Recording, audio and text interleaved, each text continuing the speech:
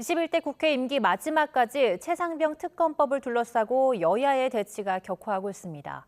야권은 거부권 행사 즉시 법야권 공조로 재의결을 추진하겠다고 예고했고, 여당은 진행 중인 수사가 우선이라며 정쟁용 공세를 멈추라고 반발했습니다.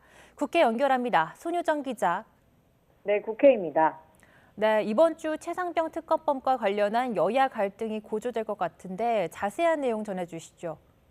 네, 지난 2일 야권 주도로 국회를 통과한 최상병 특검법에 대해 윤석열 대통령이 모레 제2요구권, 즉 거부권을 행사할 거란 관측이 나오기 때문입니다.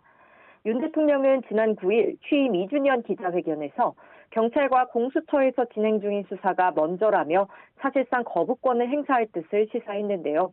민주당은 특검법이 국회로 돌아오는 즉시 당선인 전원 규탄 대회를 준비하는 등 최고 수위 대응에 나서겠다고 강조했습니다. 내일 용산 대통령실 앞에서 원내 지도부가 특검법 수용을 촉구하는 등 전방위 압박에도 나설 계획입니다. 민주당은 다른 야당과 함께 오는 28일 본회의에서 재의결을 추진할 방침인데 본회의 직전 주말인 25일 대규모 장외 집회도 검토하고 있습니다. 재의결을 위해선 과반수 출석에 출석의원 3분의 2 이상의 찬성이 필요한데 이를 위해 여권의 이탈표도 적극적으로 공략할 것으로 보입니다.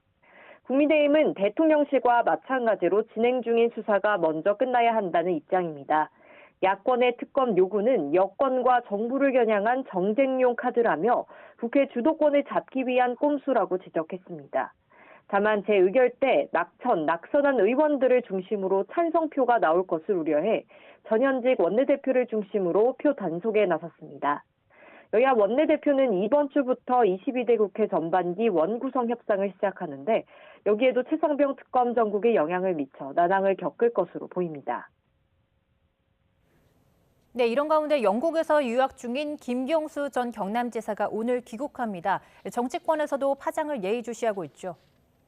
네, 친노 친문의 적자로 꼽히는 김경수 전 경남지사가 노무현 전 대통령 추도식에 참석하기 위해 오늘 한국에 들어옵니다. 총선 승리 이후 민주당이 이재명 대표 체제로 재편된 가운데 약화된 친문, 비명계의 구심점 역할을 할 수 있을지 이목이 쏠리고 있습니다. 하지만 김 전 지사가 지금 당장 새 규합에 나서긴 어렵다는 전망이 적지 않은데요. 드루킹 댓글 조작 사건으로 실형을 선고받은 뒤 특별 사면됐지만 복권은 되지 않아 2028년까지 피선거권이 제한된 상태이기 때문입니다.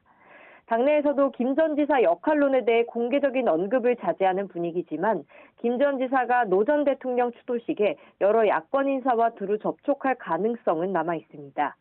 국민의힘에서는 한동훈 전 비상대책위원장이 한 달 만에 침묵을 깨고 SNS에서 목소리를 냈습니다. 정부의 국가인증통합 마크 미인증 제품에 대해 해외 직구를 금지한 조치를 두고 과도한 규제라는 의견을 낸 겁니다. 정부 현안에 대해 목소리를 냈다는 차원에서 사실상 당권 몸풀기에 나선 것 아니냐는 해석이 나왔습니다.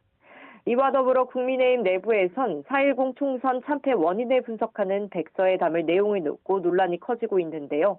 한동훈 전 위원장의 책임 여부와 정도가 핵심 대치 사안인데 일각에선 오히려 이런 이슈가 불거지고 논란이 되는 것 자체가 침묵하던 한 전 위원장의 전당대회 출마설에 힘을 실을 수도 있다는 관측도 나옵니다.